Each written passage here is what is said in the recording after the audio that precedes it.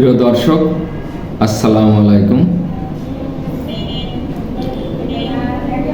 Stroke একটা মারাত্মক সমস্যা।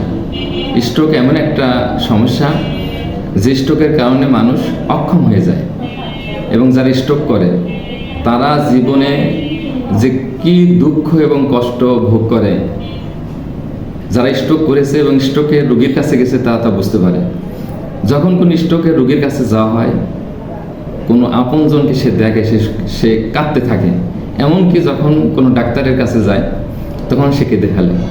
আমার কাছে এরকম বেশ কিছু স্ট্রোকের রোগী আসছে, কেউ 3 বছর, কেউ 5 বছর স্ট্রোক করে তারা শয্যাশায়ী আছে।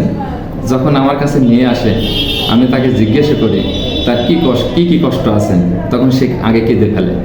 সেখান থেকে বোঝা যায় যে একটি স্ট্রোকের রোগী কত কষ্টে জীবনযাপন করে।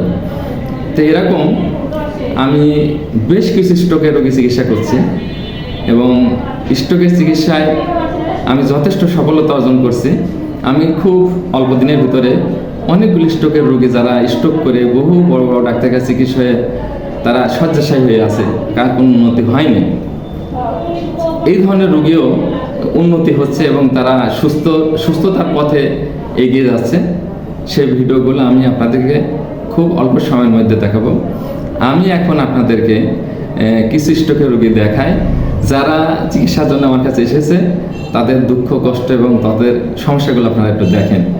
এতে আপনাদের একটা অভিজ্ঞতা হবে, এবং মানুষের কষ্ট সম্পর্কে যারা স্ট্রোকের রোগী দেখেন নাই বা ওইভাবে তার কাছে বসেন নাই, তারা এই স্ট্রোকের বাস্তবতা সম্পর্কে বুঝতে পারবেন, এবং যে সমস্ত কারণে মানুষের সম্ভাব্য স্ট্রোক হতে পারে সেই সমস্ত কারণগুলো আগে থেকে দূর করা উচিত।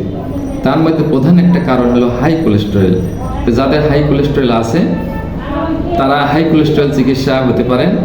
আমার কাছে হাই কোলেস্টেরল চিকিৎসায় সর্বোচ্চ সময় লাগে 4 থেকে 5 মাস, কারো 2-3 মাসেও নর্মাল হয়ে যায়। আর একটা স্ট্রোকের দ্বিতীয় আরেকটা কারণ হলো দুশ্চিন্তার কারণে মস্তিষ্কে রক্ত চলাচলের গতি বাধাপ্রাপ্ত হয়, যে কারণে মানুষ স্ট্রোক করতে পারে। এই জন্য মানুষকে টেনশন মুক্ত জীবনযাপন করতে হবে। তো টেনশন মুক্ত জীবনযাপন কিভাবে করবেন, এটা একটা আসলে বিরাট ব্যাপার। এটা ভিন্ন ভিন্ন মানুষের ভিন্ন ভিন্ন কারণে টেনশন আসে। এটা আমি যদি কিছু পরামর্শ দিই তাহলে সেটা সবার জন্য শ্যুট করবে না। আসলে যার যে ধরনের সমস্যা, সেই ধরনের সমস্যা থেকে কিভাবে বেরিয়ে আসা যায়, এটা কিছু সামাজিক ব্যাপার থাকে, কিছু মানসিক ব্যাপার থাকে, কিছু অর্থনৈতিক ব্যাপার থাকে, আরও অনেক কারণ থাকে, প্রেম ঘটিত ব্যাপার থাকে, যে কারণে মানুষ ব্যবসা বাণিজ্যের বিফলতা বা আরও অনেক কারণে মানুষ কিন্তু স্ট্রোক করে। তা আমি আপনাদেরকে আজকে কিছু স্ট্রোকের রোগী দেখাবো যারা আমার কাছে চিকিৎসাধীন আছে, এবং আমি কিছুদিনের মধ্যে এদের উন্নতি সম্পর্কেও আপনাদেরকে দেখাবো যে এই রোগীগুলো আমার কাছে চিকিৎসা হয়ে দিন দিন কতটুকু উন্নত হচ্ছে। এখান থেকে আপনাদের একটা বিরাট অভিজ্ঞতা হবে ভিডিওগুলো দেখে।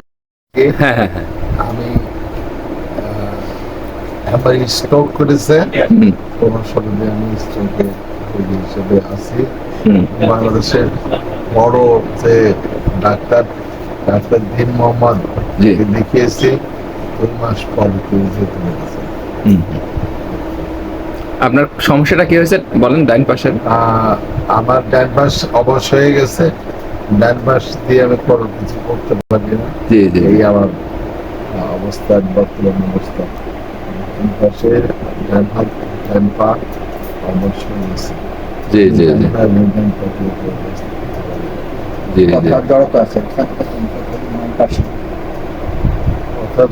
জড়তা ছিল না, আমি কিছু ব্যবহার করি না, কথার জন্য আমি এবং কিছুটা সবসময় একটা জিনিস রাখবেন। একদিন আগে স্ট্রোক করলাম, আজ কয় মাস, প্রায় 4-5 মাস। 4-5 মাস হয়েছে।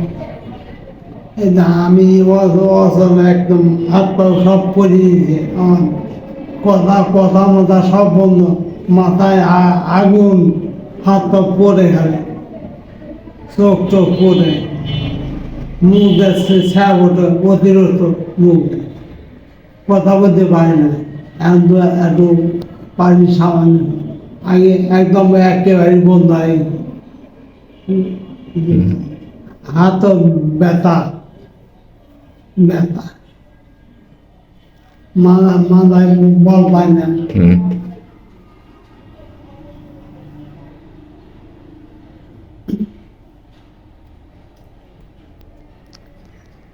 চলাফেরা করতে পারেন?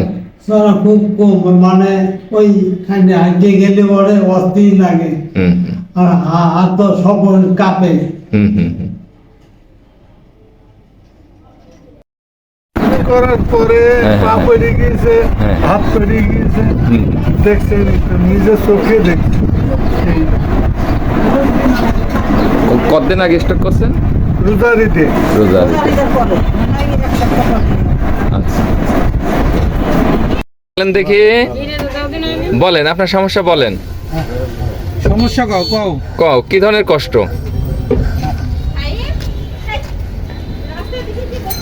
তোমার হুম হুম বলেন। তোমার উঠতে পারেন না, আর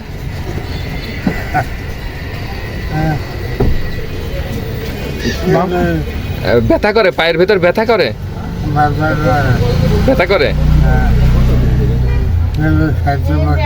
হ্যাঁ হ্যাঁ।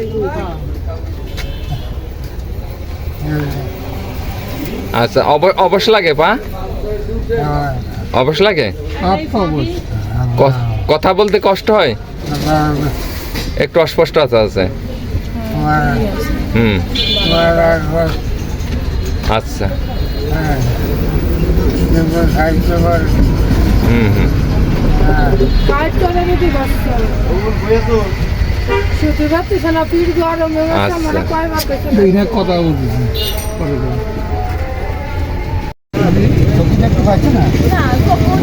আমি কি জানি বাবু চাচা উনি কি চোখে দেখতে পারেন আর?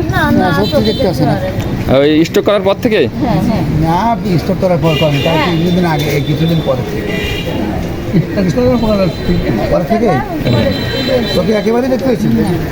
আমি একবার গেলাম দেখতে পাচ্ছি আমি গেলাম ডায়াবেটিস যখন কন্ট্রোলে থাকে তখন একটু দেখতে পারে, আর বেশি হলে দেখতে পারে। ডায়াবেটিস কন্ট্রোলে দেবে তখন দেখতে ডায়াবেটিস আগাগোড়াই বেশি ইনসুলিন প্রত্যেক দিন দেওয়া আগের থেকে